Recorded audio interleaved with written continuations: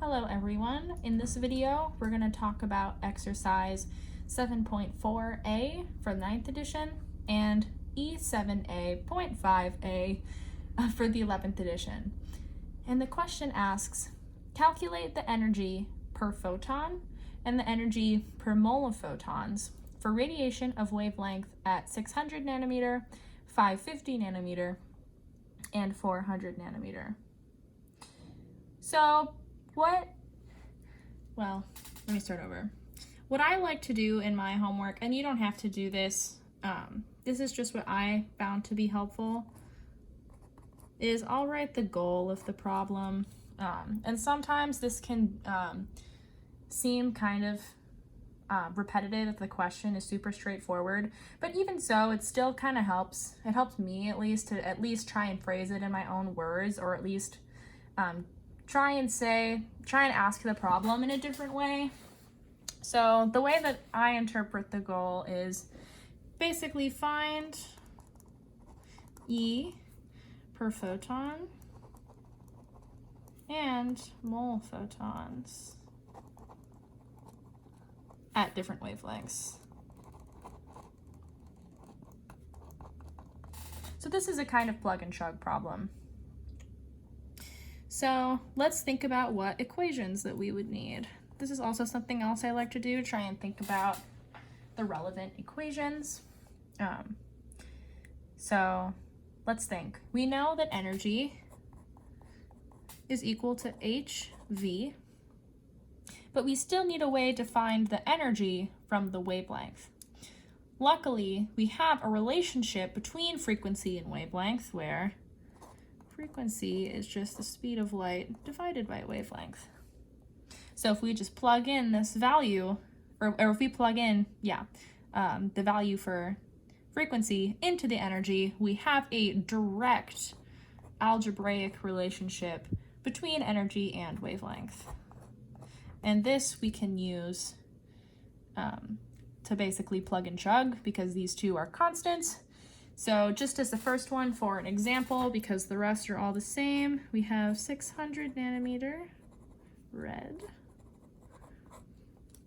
Plug and chug, E equals hc over wavelength, which equals Planck's constant, 6.626 times 10 to the minus 34 joules seconds, speed of light, 3 times 10 to the 8th meters per second, I should say, divided by given wavelength. But here we have meters, so converting nanometer into meter, that comes out to be 6 times 10 to the minus 7 meter. And plugging into our calculator, this gives us 3.31 times 10 to the minus 19 joules. Because we have seconds cancel, meters cancel, left with joules. This makes sense because we should only be calculating energy. Energy is in units of joules. And this is per photon. Now, if we want a mole of photons, we just need Avogadro's number. And we just multiply it by that. So we take 3.31 times 10 to the minus 19 joules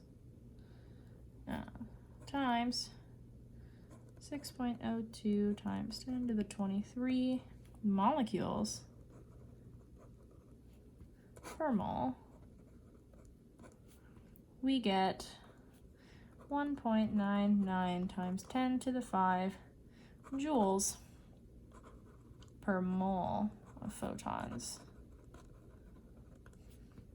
Now this process is the same for all of them, so just go through, but I'll write down just so you can double check.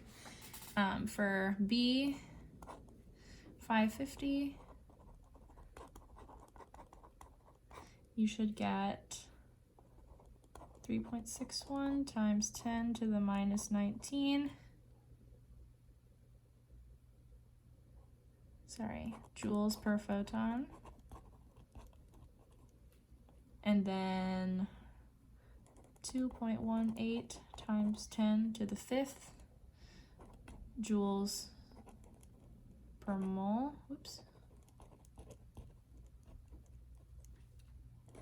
And then for C, 400 nanometer blue, you should get 4.97 times 10 to the minus 19 joules per photon. And then 2.99 times 10 to the 5th joules per mole photon. Now let's think about the comment. Think about these answers and think about what we know. Do we think that what we have is reasonable? I think that they are reasonable, and we can explain this through the proportional relationship between energy and wavelength. When you have just a number proportional to, I guess, something else in the denominator, they're basically inversely related, which makes sense because we know that short wavelengths have high energy in light and long wavelengths of light have low energy. So, inversely related. So when you look at our answers here, for red, we have the lowest energy, 3.31 times 10 to the minus 19, compared to blue, short wavelength, but higher energy, 4.97 times 10 to the minus 19 joule. And these numbers similarly correspond to the mole per photon, but these answers make sense because they follow what we know, and what we know is that they're inversely related. Another fun thing, I guess, to notice, you could notice a bunch of different things about your answers, but it was interesting to me just how minute the differences were. The difference between the red and the yellow just per one photon is, we have 3.31 and 3.61. That's super small. Which I guess makes sense, them thinking about how these two wavelengths are only 50 nanometers apart, while these are 150 nanometers apart. So more things to notice, lots of things to notice. But here, this is the main reason why our answers make sense. So yes.